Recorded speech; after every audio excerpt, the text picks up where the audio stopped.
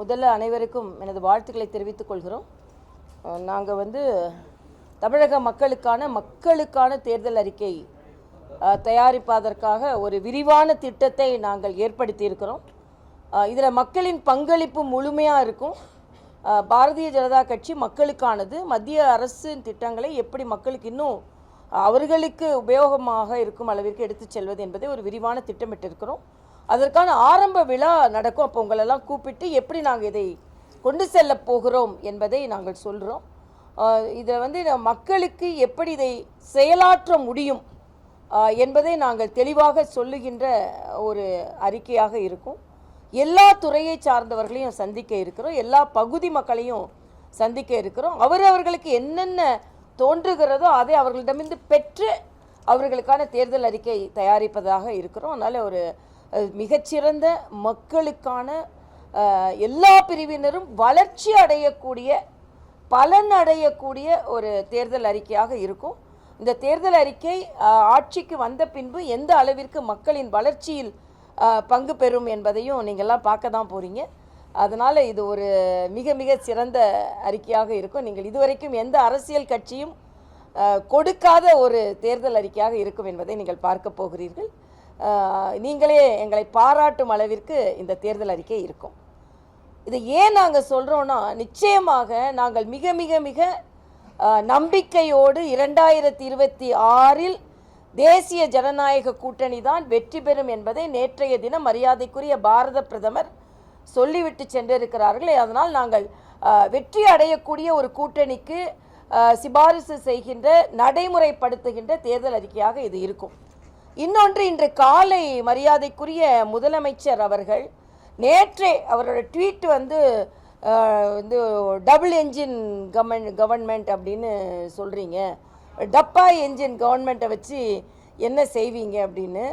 Double engine government மட்டும் இல்லை, triple engine கவர்மெண்ட்டாக பல மாநிலங்களில் அதிகாரப்பூர்வமாக ஆட்சிக்கு வந்த பின்பும், மாநிலத்தில் ஆட்சிக்கு வந்த பின்பு மாநகராட்சியிலையும் தேசிய ஜனநாயக கூட்டணிக்கு வெற்றியை தந்து ட்ரிபிள் என்ஜின் கவர்மெண்ட்டாக பாரதிய ஜனதா கட்சி எந்த கட்சியோடு கூட்டணி வைக்கிறதோ அந்த கட்சிகளோடு இணைந்து ட்ரிபிள் இன்ஜின் கவர்மெண்ட்டாக நாங்கள் போய்கொண்டிருக்கிறோம். நீங்கள் ட்ரபிள் இன்ஜின் கவர்மெண்ட்டாக போய்கொண்டிருக்கிறீர்கள் என்பதை தான் நான் இங்கே தெரிவித்துக் கொள்கிறேன். திராவிட முன்னேற்ற கழக திராவிட மாடல் ஆட்சி என்று சொல்வதை விட ட்ரபிள் இன்ஜின் மாடல், நாங்கள் டபுள் இன்ஜின் மாடல், நீங்கள் ட்ரபிள் இன்ஜின் மாடல் என்று சொன்னால் சரியாக இருக்கும். ஏன்னா சட்டம் ஒழுங்கை பாதுகாப்பதில் ட்ரபிள், மக்களுக்கான திட்டங்களை முழுமையாக கொண்டு வருவதில் ட்ரபிள், அதே மாதிரி மக்கள் போராட்டங்கள். இன்னைக்கு அங்கன்வாடி ஊழியர்களுக்கு இவ்வளவு செய்வேன்னு சொல்கிறாங்க. ஆனால் அங்கன்வாடி ஊழியர்களை எப்படி பரட்டி ரோட்டில் எடுத்தீங்கன்னு மக்களுக்கு தெரியும். செவிலியர்கள் இன்னும் போராடி கொண்டிருக்கிறார்கள், மருத்துவர்கள் இன்னும் போராடி கொண்டிருக்கிறார்கள், துப்புரவு தொழிலாளர்கள் இன்னும் போராடி கொண்டிருக்கிறார்கள். ஆக எல்லாருமே, சத்துணவு பணியாளர்கள் போராடி கொண்டிருக்கிறார்கள். அரசாங்க ஊழியர்களுக்கு 20 வருஷமா காத்திருந்ததை கொடுத்தோன்றாங்க. எதை கொடுத்தோன்னு அரசாங்க ஊழியர்களுக்கே ஒரு முழுமையான ஒரு தன்மை இல்லை. அவர்கள் தொழிற்சங்கத்தை விட ஒரு சில பேர் அதை ஒத்துக்கொள்கிறார்கள், ஒரு சில பேர் ஒத்துக்கொள்ளவில்லை. இது முழுமையான பழைய ஓய்வூதிய திட்டமே இல்லை. அது பழைய ஓய்வூதிய திட்டத்தில் புகுத்தப்பட்ட ஒரு புதிய ஓய்வூதிய திட்டமாகத்தான் இருக்கிறது. அது மட்டும் இல்லை, தொடர்ந்து மத்திய அரசு புறக்கணிக்கிறது. நாங்கள் போராடித்தான் இதை பெற்றுக்கொள்கிறோம் என்று மறுபடியும் முதலமைச்சர் சொல்லிக் கொண்டிருக்கிறார். ஆனால் நேற்றைய தினம் மரியாதைக்குரிய பாரத பிரதமர் மிக தெளிவாக சொன்னார், 11 to 14 லட்சம் கோடி நாங்கள் அடிப்படை கட்டமைப்பிற்கு கொடுத்திருக்கிறோம். திட்டங்களுக்கு 3 லட்சம் கோடி கொடுக்கப்பட்டிருக்கிறது. அது மட்டும் இல்லை, நேற்று கிராம சடக் யோஜனா என்று கிராமத்திற்கான சாலைகள் போடுவதை முதலமைச்சர் சொல்கிறார். இது 60+40 மத்திய அரசின் உதவியோடு தான் இது செய்யப்படுகிறது. இந்த போன ஆண்டு மட்டுமே அவர் ஆட்சிக்கு வந்த பின்பு 1800 கோடி ரூபாய் அதற்காக மத்திய அரசு கொடுத்திருக்கிறது. அதே மாதிரி நேஷனல் ஹெல்த் மிஷன் தான் இன்னைக்கு வீடு தோறும் மருத்துவர் திட்டம்னு கொடுக்குறாங்க இல்லையா, அது நேஷனல் ஹெல்த் மிஷனில் 4000 கோடி ஒதுக்கப்பட்டு இருக்கிறது இந்த மாநிலத்திற்கு. இந்த மாநிலத்தோட சுகாதார கட்டமைப்பை எப்படியெல்லாம் மேம்படுத்த முடியும் என்பதன் ஒரு பகுதி தான் அது. மத்திய அரசின் எல்லா திட்டங்களுக்குமான உதவியை பெற்றுவிட்டு மத்திய அரசின் உதவியே இல்லாமல் நாங்கள் போய்கொண்டு இருக்கிறோம், போராடி கொண்டு இருக்கிறோம், உழைத்து கொண்டு. நான் முதலமைச்சர்கிட்ட கேட்குறேன், முதலமைச்சரே உங்களுக்கு ஓட்டு போட்டு மக்கள் தேர்ந்தெடுத்திருக்கிறார்கள், உழைக்கத்தானே சொல்லியிருக்காங்க. நீங்கள் பிழைத்து கொண்டு இருக்கிறீர்கள், அது வேற விஷயம். லஞ்சம் வாங்கி பிழைத்து கொண்டிருக்கிறீர்கள். 11 அமைச்சர்கள் மீது ஊழல் குற்றச்சாட்டு இருக்கிற. உழைக்கிறேன்னா எதிர்கட்சிகளே உழைக்கும் போது ஆளும் கட்சி உழைச்சுதானே ஆகணும். பின்பு எதற்கு மக்கள் வாக்களிக்கிறார்கள்? இன்னொன்று சொல்றாரு, தொண்டர்கள்லாம் ஓடி உழைக்கணுமா, மிச்சத்தை நாங்க பாத்துக்கிறோம் அப்படின்னு. அப்ப மிச்சத்தை நீங்க பாத்துக்கிறன்றதுனால தான் திமுக கழக தொண்டர்களோட ஆதங்கம் என்று. சமூக நீதிக்கு நாங்க தான் பாதுகாவலர்னு சொல்றீங்க. இன்னைக்கு வரைக்கும் வேங்கை வயலுக்கு ஒரு தீர்வு கிடைக்கல. சட்டம் ஒழுங்கு நல்லா இருக்குன்றீங்க. செல்வ பெருந்தகை கேட்க மாட்டார், நான் கேட்கிறேங்க. திருநெல்வேலி மாவட்ட தலைவர் கொலையுண்டு 3 வருஷம் ஆச்சு, ஏன் கண்டுபிடிக்கல? ஆக என்ன சட்டம் ஒழுங்கு இருக்கு? இன்னைக்கு முதலமைச்சர் பேசுறத பார்த்தா இன்னொன்னு எனக்கு ரொம்ப வருத்தமானது என்னன்னா, பெண்களுக்கு உதவித்தொகை அவங்க விடியல் கையெழுத்தே இலவச பயணம் தான். அவங்களுக்கு விடியல் பயணம், அதுக்கு தான் நான் முதல்ல கையெழுத்து போட்டேன்னு. விடியல் பயணம் கையெழுத்து போட்டீங்கன்னா பெண்களின் வாழ்க்கை விடியலையே. இன்னைக்கு 28,000 ரூபாய் அவர்கள் அதனால சேமித்து இருக்கிறார்கள்ன்றாங்க. ஒரு குடும்பம் டாஸ்மாக்கு செலவழிக்கிறது 30,000 ரூபாங்க. தனியார் நிறுவனம் ஒரு கணக்கீடை செய்திருக்கிறார், 25,000 30,000 ரூபாய் டாஸ்மாகிற்கு ஒரு குடும்பத்திலிருந்து போகிறது அப்படின்னு.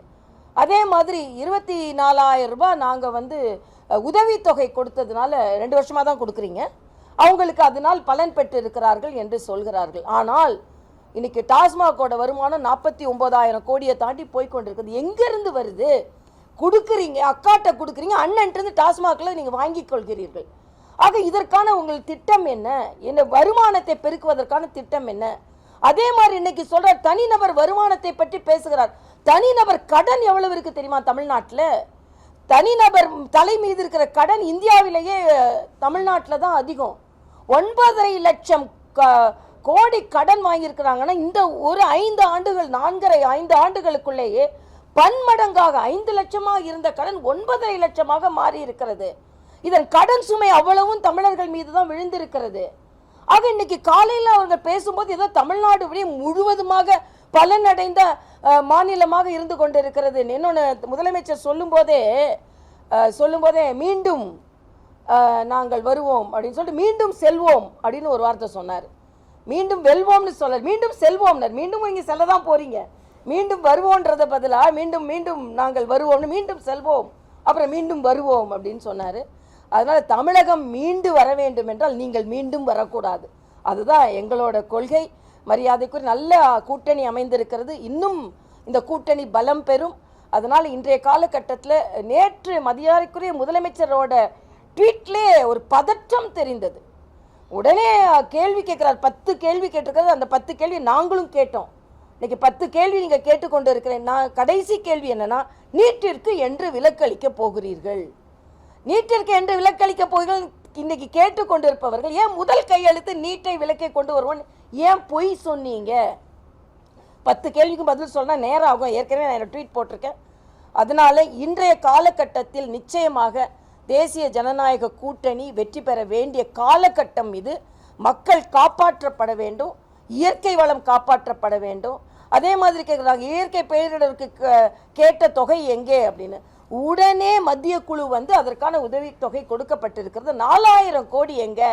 தமிழ்நாட்டில் சென்னை தத்தளித்து கொண்டிருக்கிறது. அந்த 4,000 கோடி என்னாச்சு? இதுதான் மக்கள் மனதில் பல கேள்விகள் எழுகிறது. இன்னைக்கு முதலமைச்சர் 10 கேள்வி கேட்கல. மக்கள்கிட்ட போனீங்கன்னா 100 கேள்வி மக்கள்கிட்ட இருக்கு, 1000 கேள்வி இருக்கு. தமிழகமே கேள்விக்குறியாக இருந்து கொண்டு இருக்கிறது. அதனால தமிழகம் போராடும் வெல்லும்னு கேப்ஷன் கொடுக்குற. நிச்சயமா தமிழ்நாடு போராடி கொண்டு தான் இருக்கிறது. எல்லா பிரிவினரும் போராடி கொண்டு இருக்கிறார்கள். அதனால் தமிழகம் காப்பாற்றப்பட வேண்டும், தமிழ்நாட்டு மீட்டெடுக்கப்பட வேண்டும். விடியல் என்று சொல்லிக்கொண்டு விடியா ஆட்சி நடந்து கொண்டிருப்பவர்களுக்கு விடுதலை கிடைக்க வேண்டும். இதுதான் எங்களது நோக்கம்.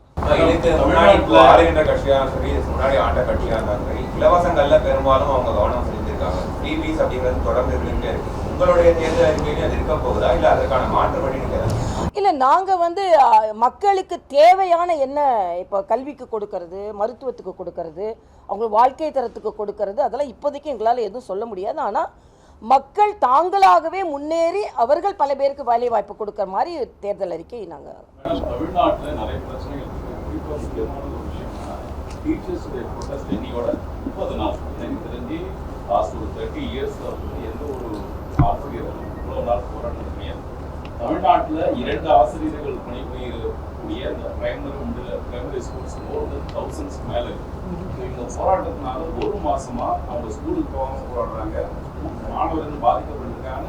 Director primary education director open of ஸ்டேட்மெண்ட்டே கொடுத்துட்டாரு. இந்த போராட்டத்தை ஒண்ணே அவங்க மேல ஆக்ஷன் எடுத்து ஒண்ணு முடிவுக்கு கொண்டு வரணும், இல்ல அவங்க கோரிக்கையை நிறைவேற்றணும். ரெண்டுமே செய்யாம இந்த போராட்டம் ஒரு மாசத்தை இன்னையோட நிறைவடைகிறது. இந்த பிரச்சனையை எப்படி நீங்க என்ன சொல்ல விரும்புறீங்க? உங்களுடைய தேர்தல் அறிக்கையில அரசு ஊழியர்கள் ஆசிரியர்கள் பிரச்சனைகள் சார்ந்த வாக்குறுதிகள் இடம்பெறுமா, இல்ல நிறைய பேர் அதை ஸ்கிப் பண்ண போறதால தகவல் வருது? இல்லை நாங்கள் எங்களோட தேர்தலுக்கே நான் உங்ககிட்ட நான் சொன்னேன், நாங்கள் மக்களின் குரலை தான் நாங்கள் கேட்டு தேர்தல் அறிக்கை தயாரிக்க போகிறோம். அதனால இப்போ போராடி கொண்டிருப்பவர்களுக்கெல்லாம் தீர்வு காணும் ஒரு அறிக்கையாகத்தான் அது இருக்கும். வாக்குறுதி மட்டும் இல்லை, அதுக்கான தீர்வை கொண்டு வருவதாக தான் இருக்கும். நீங்கள் இன்னைக்கு அதனால தான் நான் கேட்டேன், தமிழகம் போராடி பெறும்னு சொல்கிறாரு, எல்லாம் போராடி கொண்ட. அது மட்டும் இல்லை, துப்புரவு தொழிலாளர்கள் உயிரை மாய்த்து இருக்கிறார்கள். ஃபிட்ஸ் ஒரு அம்மா சீரியஸாக அட்மிட் ஆனாங்க, உயிர் கொடுக்கப்பட்டது. அதனால் இந்த போராட்டம் தமிழ்நாட்டில் சொன்ன மாதிரி அமைதி களமாக இல்லை. யார் போராடி, இப்போ உதாரணத்துக்கு மருத்துவர்கள், செவிலியர்கள், 20,000 செவிலியர்கள் நிரந்தரம் கேட்டு கரோனா நேரத்தில் பணி அமர்த்தப்பட்டவர்கள் இன்று வேண்டி கேட்டு கொண்டிருக்கிறார்கள், அவர்கள் இன்னும் கொடுக்கப்படலை. அதனால் தமிழ்நாட்டில் போராட்டக்களமாக இருக்கின்ற தமிழகம் எல்லோரும் பாராட்டும்படி இருக்கும். இல்லை, நிச்சயமாக போராடி கொண்டிருப்பவர்களுக்கு நாங்கள் தீர்வை கொண்டு வருவோம் என்பதை நான் தெரிவித்துக்கொள்கிறேன்.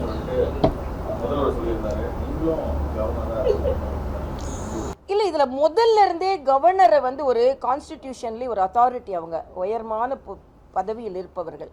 அவரை எப்போ பார்த்தாலும் நீ தேர்தலில் நிற்பீங்களா, நீங்கள் எங்களை ஒண்டி கொண்டு வரீங்களா அப்படின்னு ஒரு சாதாரண பேச்சாளர் கூட ஆளுநரை விமர்சனம் செய்யும் அளவிற்கு ஒரு நிலையை முதலமைச்சர் தமிழ்நாட்டுக்கு கொண்டு வந்துட்டாருங்க. நீங்கள் சாதாரணமாக பிரதம அமைச்சர் வந்தால் வரவேற்கிறது இல்லை, நீதி ஆயோக் கூட்டத்துக்கு போகிறதில்ல, ஆளுநரை மதிக்கிறது இல்லை. ஆளுநர் என்ற கான்ஸ்டிடியூஷனல் அத்தாரிட்டியை மாத்திரம் இல்லை, பிரைம் மினிஸ்டர் போய் மத்திய அரசுக்கு எங்களுக்கு எதுவும் கொடுக்கலன்னு சொல்லி கொண்டு இருக்கிறீர்களே. நேற்று அண்ணன் எடப்பாடியார் சொன்னார், நாங்கள் மத்திய அரசோட ஒரு இணக்கமான ஒரு சூழ்நிலையை வைத்துக்கொண்டு தமிழ்நாட்டிற்கு எதெல்லாம் பலன் தருகிறதோ அதை நாங்கள் பெற்று தருவோம் சொன்னாங்க. இப்போ எப்போ பார்த்தாலும் சண்டை போட்டுட்டே இருக்கிறது யாருங்க? பிரைம் மினிஸ்டர் வராருல, புறக்கணிக்கப்படுகிறதுன்னு சொல்றீங்க. ஆனால் பிரைம் மினிஸ்டர் வரும்போது பிரைம் மினிஸ்டர் வருகையை புறக்கணிப்பவர் யார்? அப்போ அளவலாவதற்கு நிறைய வாய்ப்புகள் கிடைக்கும். அதே மாதிரி தான் ஆர்டிகிள் 167 என்ன சொல்லுதுன்னா, எப்பொழுதெல்லாம் முதலமைச்சர் மாநில தேவையோ அப்பொழுது ஆளுநரை சந்தித்து பேச வேண்டும் என்று ஆர்டிகிள் 167 சொல்லுது. எத்தனை முறை முதலமைச்சர் ஒரு நட்பு ரீதியாக ஆளுநரை என்னைக்கு நீங்கள் சந்திச்சிருக்கீங்க? எதிர்கட்சியாக இருக்கும்போது ராஜ்பவன் படிக்க ஏறிக்கொண்டே போனீர்கள் அல்லவா? ஆக தொடர்ந்து, அதாவது ஆளுநர் வருவார், அவரை நம்ம உதாசீனப்படுத்தணும், விமர்சனம் செய்யணும், அவர் திரும்பி போகணும். அந்த ஸ்கிரிப்டோடே நீங்கள் சட்டமன்றத்தை ஆரம்பித்தீர்கள் என்றால் எப்படி சரியா இருக்குன்றதான் எனது கருத்து. மேடம், கவர்னருக்கு டிகிரி பட்டங்கள் வழங்குவதற்கு தகுதியே கிடையாதுன்னு சொல்லிட்டு அதனால நான் பாய்க்காட் பண்ணேன். கோவிசிங் இந்த நாள் சொல்லியிருந்தாரு. இன்னைக்கும் கால்நடைத்துறை கான்வெகேஷன் அமைச்சர் அனிதா ராதாகிருஷ்ணன் பாய்க்காட் பண்ணியிருக்காரு. தொடர்ச்சியாக அது நடந்து ஏங்க, பட்டம் அளிக்கக்கூடிய தகுதின்னு நீங்க அமைச்சர்களை எடுத்தீங்கன்னா அதுக்கப்புறம் அது மிக மோசமான நிலையில பட்டியலிட வேண்டியிருக்கும். ஏன்னா எவ்வளவு அமைச்சர்கள் பட்டம் பெறும் அளவிற்கு அவங்க குவாலிஃபிகேஷனோட அவங்க அமைச்சர்களாக இருக்கிறாங்கன்னு பட்டியலிட்டோம்னா மிக மிக மோசமாக போயிடும். அதனால அவங்க அதுக்குள்ளே போகாமல் இருக்கிறது நல்லதுன்னு நான் நினைக்கிறேன். ஊழல் ஒரு பட்டியல், அதுக்கப்புறம் தகுதி இல்லாதவர்கள் எவ்வளோ பேர் அமைச்சர்களாக இருக்கிறார்கள் என்பது ஒரு பட்டியல், எத்தனை பேர் பாஸ் பண்ணி அமைச்சர்களாக இருக்கிறாங்க, பாஸ் பண்ணி டிகிரி எத்தனை பேர் வாங்கினாங்கன்றது. அதனால இவங்க தகுதிக்கு ஒன்று உள்ளே போனாங்கன்னா மிக மிக மோசமான ஒரு நிலை. ஒரு சான்சலர் இன்னைக்கு வரைக்கும் கவர்னர் தான். ஆக அவர் கலந்து கொள்ளுகின்ற நிகழ்ச்சியில் நீங்கள் கலந்து கொள்ளவில்லை என்றால் மாணவர்கள் உங்களை தான் தப்பாக நினைப்பாங்களே தவிர கவர்னரை தப்பாக நினைக்க வாய்ப்பில்லை. நீங்கள் உங்களது உரிமையை விட்டு கொடுக்கிறீர்கள், கடமையை நீங்கள் தவிர்க்கிறீர்கள் என்று தான் நான் சொல்ல முடியும். எதிர்கட்சி தலைவர் போல செயல்படுறாரு, திமுகவை தொடர்ந்து பொதுமேடைகள்ல விமர்சிக்கிறாரு. அது எதிர்கட்சியோட வேலை, ஆளுநரோட பதவிக்கு அது அழகில்லை அப்படிங்கிறது தான் அவங்க சொல்றாங்க. இல்ல, அவங்க முதர்ந்தே அதை சொல்றாங்க. அப்படி அவர் விமர்சனம் செய்தா கூட அதுக்கு பதில் சொல்லலாம். நீங்க ஒரு தனிநபருக்கு ஒரு கருத்தை சொல்வதற்கு உரிமை இருக்கும்போது, ஆளுக்கு உரிமை இருக்கும்போது ஆளுநருக்கு உரிமை இல்லையா? அதுக்கு நீங்க இல்லை நீங்க சொல்லுங்க, நீங்க இப்படி சொல்றீங்க, நாங்க இது சொல்றோம்னு ஆளுநருக்கு கடிதம் எழுதுங்க. இல்லைன்னா ஆளுநரை ஒரு நாள் நான் சொன்ன மாதிரி 167 ப்ரொவிஷன் இருக்கு, போய் உட்கார்ந்து ஆளுநர் அவர்களே நீங்க இப்படி சொல்றீங்க, இது இப்படிதான் சொல்றதுல என்ன இருக்கு? ஆளுநர் சென்று முதலமைச்சர் சந்திக்க வேண்டும் என்று கான்ஸ்டிடியூஷன்ல ப்ரொவிஷன் இருக்கு. ஆனா அவர் டீ பார்ட்டிக்கு கூப்பிட்டாலே போக மாட்டேன்றீங்க. சாதாரணமா ஏன் ஒரு நாள் ஆளுநரும் முதலமைச்சரும் சந்திச்சாதான் என்ன? முதலமைச்சருக்கு அதுல என்ன ஈகோ ப்ராப்ளம்? தமிழ்நாட்டில் இருக்கிறதே முதலமைச்சரோட ஈகோ ப்ராப்ளம்ங்க. அது வந்து மத்திய அரசின் திட்டத்தை நான் பின்பற்ற மாட்டேன், ஏன்னா எனக்கு ஈகோ. அதே மாதிரி ஆளுநரை நான் பார்க்க மாட்டேன், எனக்கு பெரிய ஈகோ. அதே மாதிரி பிரதம அமைச்சரே வந்தாலும் நான் கேட்குறேன், உங்கள் ஒரு தொகுதிக்கு போறீங்க, அங்கே உங்கள் கலெக்டர் வந்து உங்களை வரவேற்கலன்னு உங்களுக்கு எப்படி இருக்கும்? எஸ்பி வரலன்னா எப்படி இருக்கும்? அது கான்ஸ்டிடியூஷனை நீங்கள் கொஞ்சம் பின்பற்றினாதான் என்ன? எல்லாத்தையும் வயலேட் பண்ணுவேன் அப்படின்னு சொன்னால் என்ன அர்த்தம்? அதுதான் நாங்கள் கேட்குறோம். எதையாவது அவங்க துறை ரீதியாகவோ சட்ட ரீதியாகவோ அணுகியிருக்கிறாங்களா? சத்தம் போடுறாங்களே தவிர சட்ட ரீதியாக அணுகியிருக்கிறாங்களா? இல்லையே.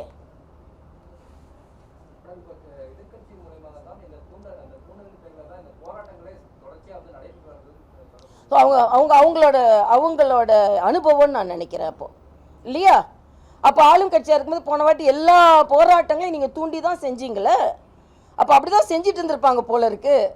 பாம்பின் கால் பாம்பரியும் மாதிரி ஒருவேளை எல்லாம் அப்படி பண்ணிட்டு இருந்தாங்க போல இருக்கு. இன்னும் மக்களின் உண்மையான உரிமை போராட்டத்தை இப்படி கொச்சைப்படுத்தணுமா நான் கேட்குறேன். கம்யூனிஸ்ட்கள் எங்கெங்க போனாங்க? பெட்டி பாம்பா அடங்கி போயிருக்கிறாங்க, பெட்டி பாம்பா. ஆமாம்.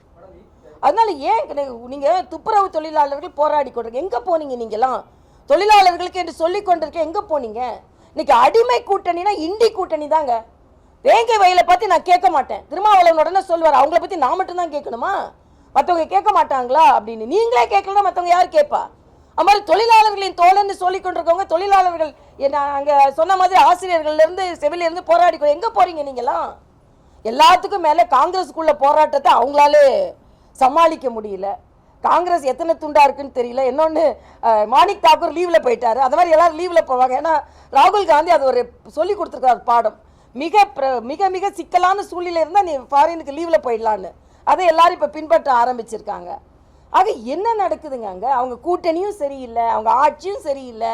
அப்புறம் எப்படிங்க மக்கள் ஓட்டு போடுவாங்க? ஓட்டு போடுறதுக்காக தான் நீங்கள் பொங்கல் பரிசுலேருந்து எல்லாம், நீங்கள் பொங்கல் பரிசை கூட மக்கள் சரியாக வந்து வாங்கலைன்னு ஒரு மாவட்டத்துலேருந்து ரிப்போர்ட் வந்திருக்கு.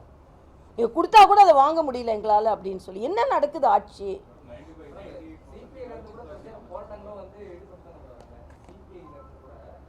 கூட்டணியிலிருந்து வெளியே வர சொல்லுங்க. கொடுத்துட்டு இருந்தாங்க, பெட்டி பாம்பா அடங்கி என்னங்க ஒரு குரல் கொடுக்க சொல்லுங்க. துப்புரவு தொழிலாளர்கள் பிரச்சனையை தீர்க்கலன்னு அங்கே கூட்டணியிலிருந்து வெளியே வரும்னு சொல்லுங்க. அதே மாதிரி வேங்கை வயலில் இத்தனை நாள் 3 வருஷம் ஆச்சு, நலமாக தண்ணீர் குடிக்க வேண்டிய பட்டியலின மக்கள் மலமாக தண்ணீர் குடித்திருக்கிறார்கள். வெளியே வர சொல்லுங்க. அந்த தைரியம் கூட இல்லைங்களே அவங்க. நாங்கள் கூட்டணியிலேருந்து வெளியே வருவோம், இதை தீர்க்கலை நான். ஆக யாரை பற்றி நீங்கள் பேசி கொண்டு இருக்கிறீர்கள்? அவங்க கூட்டணியில் எதை பற்றியும் கவலைப்பட மாட்டாங்க. சீட்டு தாங்க வேணும், அது மட்டும்தான் வேணும். மற்ற மக்களோட பிரச்சனை எதுவுமே அவங்களுக்கு தேவை கிடையாது. நிச்சயமாக அப்படிதான் எங்களை சூழ்நிலை இருக்கு. 200-ஐ தாண்டி நாங்கள் வெற்றி பெறுவோம் என்பதுதான் எங்களோட. ஒரே ஒரு நிமிஷம்.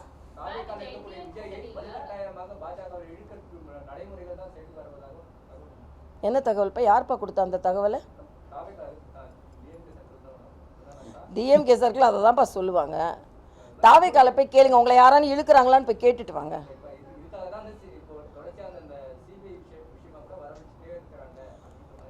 அது சட்ட ரீதியாக நடவடிக்கைப்பா. வர வச்சுக்கிட்டே இருந்த அவர் அங்கே வர வைக்கிறது இங்கே வர வைக்கிறதுக்காக இல்லை.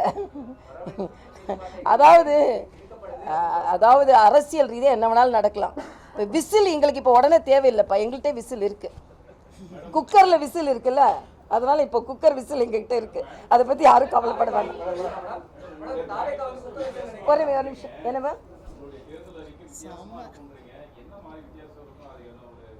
வரட்ட பார்க்கலாமப்பா, வரும் நீங்கள் வரட்டமா. அப்படியே நீங்கள் வந்து இப்படிப்பட்ட நல்லவங்கள நாம் வந்து புறக்கணிச்சுட்டே இருக்கமே அப்படின்னு மக்கள் நினைப்பாங்க. அந்த அளவுக்கு இருக்கு. இல்லை அது நீங்கள் வாங்கல, அறிவிப்பா, கொஞ்சம் பொறுமையாக இருங்களேன். அறிவிக்கிற வரைக்கும் பொறுமையாக இருங்களேன்.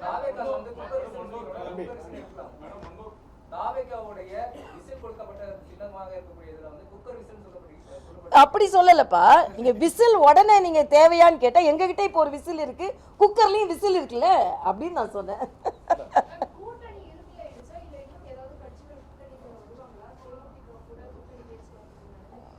எந்த கட்சியோட பேச்சுவார்த்தையை நான் சொல்ல மாட்டேன். இதற்கு மேலும் பல கட்சிகள் வருவதற்கு வாய்ப்பு இருக்கிறது. இப்போ திருமாவளவன் அவங்க கூட்டணி முழுமையாக இருக்கான்னு நமக்கு தெரியாது. காங்கிரஸில் இப்போ முழுமையாக அவங்க கூட இருக்காங்களா? இந்த கூட்டணி பற்றி அவர் ஏங்க கவலைப்படுறாரு?